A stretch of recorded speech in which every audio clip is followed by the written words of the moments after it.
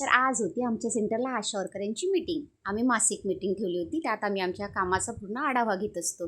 तर तसं मी माझा रेकॉर्ड पण कंप्लीट करून घेतला, कारण खूप दिवस झाले होते अपडेट नव्हता. तर जस्ट काम करून आतमध्ये गेली, मग बघा ही माय आली. हा माझा ना दुख ना खाजवला तर मी समजेल अभ्यासच नाही. मला सोकावाचा इंजेक्शन द्या.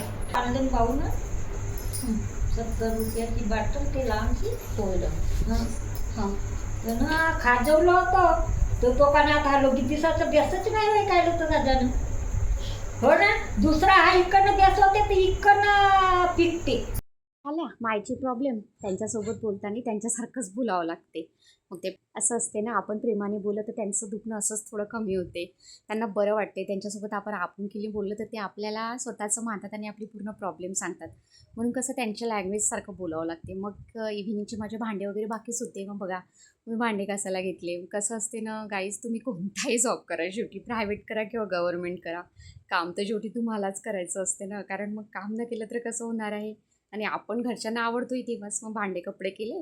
मग ना माझ्याकडे नागपूरला संडेला प्रोग्राम आहे, तर मग मला लावायची होती मेहंदी. तर बघा मी मेहंदी काढून घेतली. गाईस कशी जमली आहे, मस्त ना. मला खूप बरी वाटत होती, कारण मी ना मेहंदी काढते ना, मला खूप खुशी होते, कारण मला खूपच आवडते काढायला.